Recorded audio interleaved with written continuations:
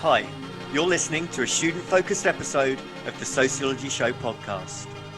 If you're studying the subject at GCSE, A-level, foundation, degree, or any other discipline, then this podcast could be of help to you. If you have a question for the show, then you can email the Sociology Show podcast at gmail.com, and one of the teachers, lecturers, examiners, or experts will answer your question for you. You can sponsor the show on the GoFundMe page and subscribe on all the usual podcast platforms. If you're going to class, going to the gym, or just chilling, put your headphones in and let's be sociology geeks together, eh? Hello and welcome to a student-focused episode of the Sociology Show podcast. This podcast is sponsored by Collins. High-quality student books, teacher guides and unbeatable value revision for GCSE and A-level sociology.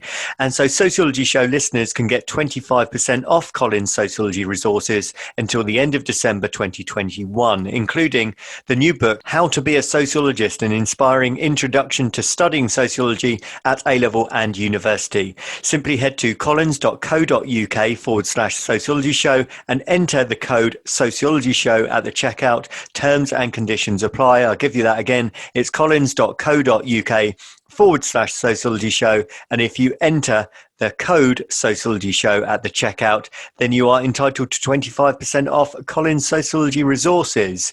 The Sociology Show podcast is also brought to you in association with Tutor2U Sociology, the exam performance specialist for A-level and GCSE sociology students and teachers. And so you can visit their website, which is tutor2u.net/sociology, for revision guides, flashcards, revision videos, and everything else that you need for your A-level or GCSE sociology studies.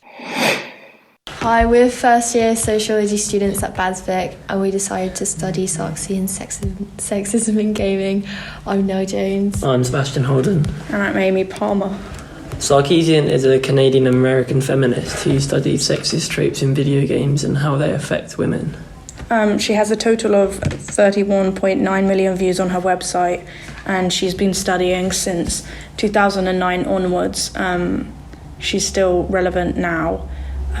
She made the non-profit organisation Feminist Frequency, which spoke about the negative impacts the gaming community has towards women and how this perpetuates rape culture.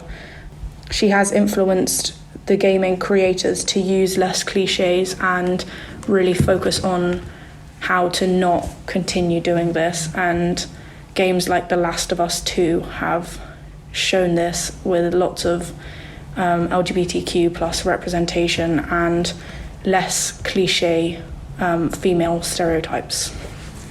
Our group followed the research of Sarkeesian, who found that women were hypersexualized and abused online as a result of their gender. She also found there were many tropes in online gaming, such as the damsel in distress or women being a prize to be won by the hero. So we sort of followed our research on from that, and our hypothesis was that women face more negative interactions in gaming due to their gender than men do. So for our qualitative data, I went online and played games such as Overwatch and Rocket League, and I made a female gaming account. It had a name, the name was like Annabelle410 or something, and just played like I normally would to see what sort of abuse I would get in relation to my gender. And some of the messages all of the messages I got consisted of things like slag, asking for nudes, calling me a dishwasher, sandwich maker, told to go back to the kitchen. I was told I wasn't good at anything and that he expected that from a woman as well. So here we can clearly see there's a lot of abuse towards women in gaming, whereas typically it would just be normal abuse. It's not really relating to gender. When I played another 10 hours on my main account that's clearly male, I received no abuse in relation to my gender at all. For more qualitative data, we watched lots of videos on YouTube of female gamers just playing how they normally would, and gathered like similar phrases that they get called. So like gamer girl, go back to the kitchen, threats of rape, and no one loves you at home, bitch and slag were very common. In regards to the Grover terms for the qualitative data, G, which stands for generalizability, we had quite low levels of because it was a relatively small sample, and due to timing and the scale of the gaming, it was quite hard to generalize. R stands for representative. Although it was representative of our target population, which was obviously girls, it doesn't reflect the wider population as it doesn't involve insults to boys, as that wasn't our focus. We had low levels of objectivity. We didn't let our views manipulate the experiment. We were simply just playing as a female. And in regards to validity, it's close to the truth, accurate primary data we collected ourselves, so it has very high levels of that. It was quite unethical though, as we were deceitful and lied about who we truly were, and the study obviously did not know they were being studied. It is hard to replicate, so low levels of reliability. Like, every person has a unique experience, and that would be hard to copy from another researcher. For quantitative data, we set out a volunteer anonymous questionnaire, and we had 70 samples. 75% were female and 25% were male, and from the questions, 100% said they had witnessed over-sexualized characters in games, and 83.3% witnessed or experienced sexism in gaming, and most said that they had seen this in games like GTA.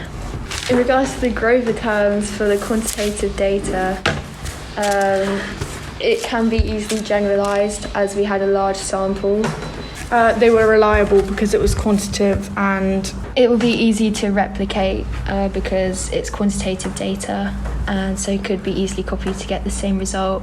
We also operationalised the terms gaming as online video games, like multiplayer ones, and the negative interactions consisted of like bullying and slurs relating to the gender, which means that because it's operationalised, it's more reliable because they can just be repeated in the same way. And again, we remained objective. We didn't let any of our views make the questions misleading in any way.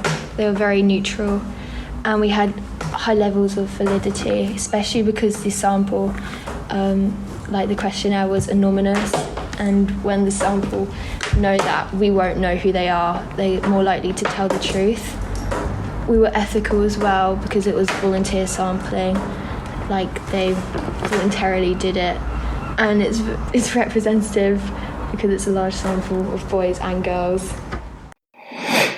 The Sociology Show podcast relies on the kind contributions of sponsorship and donations. If you enjoy the show, then you can help with the hosting costs by donating as little as £5 on the GoFundMe page. Simply visit uk.gofundme.com and search for The Sociology Show. If you can donate, then you will be sent a Sociology Show pen as a small thank you for your continued support of the show.